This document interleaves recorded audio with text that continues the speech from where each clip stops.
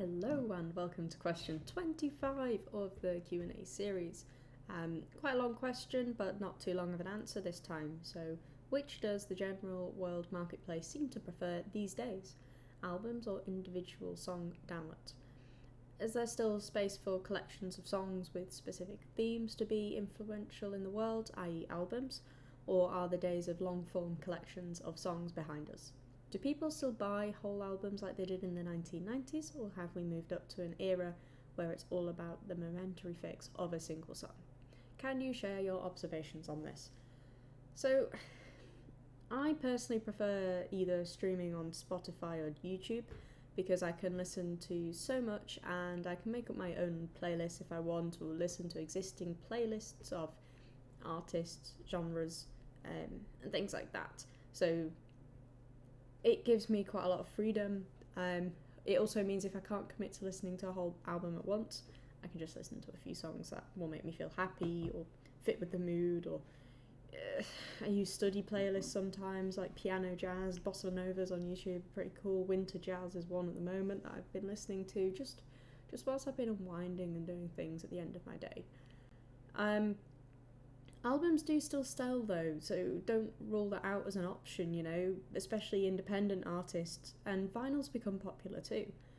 I always have bought local artist albums or downloaded them on Spotify, and I always listen to them as a full album, so I do enjoy that.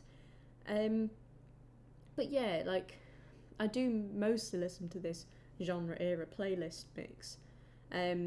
And one of them is on Spotify, an artist, this is, insert artist name. I quite like listening to those. This is Billy Joel, for example, so you get a good old mix of the Billy Joel well-known songs, and sometimes there's a couple of extra ones in there you've not really heard of if it's the first time you're listening to the playlist. And it's quite a nice way just to get the fix of the person you want to listen to that day or the band. I have been mentioned this to this particular student before. I have been doing this one album a day sort of movement this month, if you like, where I picked so many albums of loads of different genres. I've, a couple of local musicians in there, Miles Davis, Herbie Hancock, David Brubeck. I've also had Dire Straits in there, AC/DC, Luke Combs, a country artist, just a mix. Josh Turner, ELO, and it's been really nice to listen to those albums just in one long take. Now, sometimes I've not particularly been paying attention because it's whilst I've been doing other things with my day, but some of them you can notice how the songs tie together, like in ELO's Out of the Blue album. You can hear how the motifs sort of go through quite a few of the songs. Likewise in the Temptations' Cloud9 album, you can hear literally samples from other songs in the songs. So yeah, out of all this, really, it depends on the person. Some people like to be sort of sporadic and listen to just one song from here, one song from there, one song from here, and they have no real connections. Whereas other people do commit to full albums. When I travelled on my holiday, me, my partner, and his brother, we all, on the way down, had an album each that we played.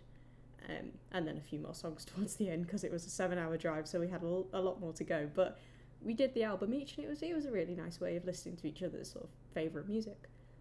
So yeah, I hope that answers your question. If you do have any more on that, then comment below or ask me another question at some point and I'll answer it. Alright, cheers, bye.